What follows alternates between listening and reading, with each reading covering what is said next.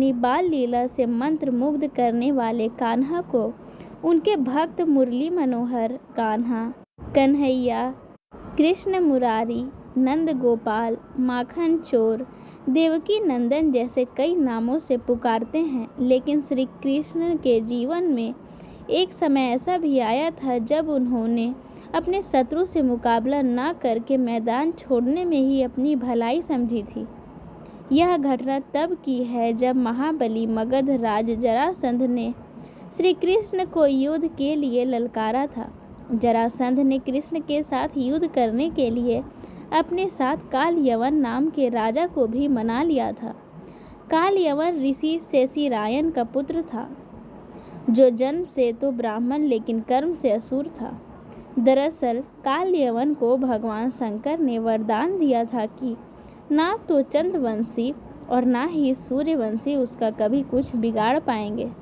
उसे ना तो कोई हथियार खरोच सकता है और ना ही वह किसी भी अस्त्र शस्त्र से मरेगा। कोई उसे अपने बल से भी नहीं हरा सकता था। इस प्रकार के वरदान को पाकर वह अमर हो गया था। इस प्रकार वह अपने बल से सभी को हराकर वहां पर शासन करने लगता था। भगवान शिव से मिले वरदान के बाद कालयवन ने खुद को अजय समझ लिया था। जरासंध के कहने पर कालयवन ने बिना किसी शत्रुता के मथुरा पर आक्रमण कर दिया। भगवान श्री कृष्ण जानते थे कि कालयवन को मारा नहीं जा सकता।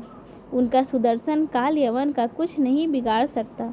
जिसके बाद वह रणभूमि से भागकर एक गुफा में पहुंच गए, जहां राक्षसों से युद्ध करके राजा मुचकुंद त्रेता युग से सोए हुए थे। राजा मुचकुंद दानवों को हराने के बाद बहुत थक गए थे, जिसके बदले देवराज इंद्र ने उन्हें विश्राम का आग्रह कर एक वरदान भी दिया। इंद्र ने कहा कि जो भी इंसान तुम्हें नींद से जगाएगा वह जल कर खाक हो जाएगा। श्री कृष्ण यह बात भली भांति जानते थे। भगवान श्री कृष्ण कालयवन को अपने पीछे भगाते भगाते उस गुफा तक ले आए जहां राजा मुचकुंद सोए हुए थे। गुफा में भगवान श्री कृष्ण ने राजा मुचकुंद के ऊपर अपना पीताम्बर डाल दिया। कालयवन को लगा श्री कृष्ण अंधेरी गुफा में सो गए हैं। कालयवन ने जैसे ही त्रेता युग से सोए हुए राजा मुचकुंद को लात मारकर उठाया तो राजा मुचकुंद की नींद टूट गई और वह जैसे ही अपनी आंखों को खोला तो उनके सामने कालयवन था। और जैसे ही राजा मुचकुंद की दृष्टि कालयवन पर पड़ी, जलकर कालयवन खाक हो गया। और इसी प्रकार रण छोड़कर जाने के कारण श्री कृष्ण का नाम रणछोड़ पड़ गया। असल में यह भगवान श्री कृष्ण की ही लीला थी। उन्होंने गीता का उपदेश देते हुए कहा भी था कि सृष्टि में जो कुछ भी होता है उन्हीं की इच्छा से होता है।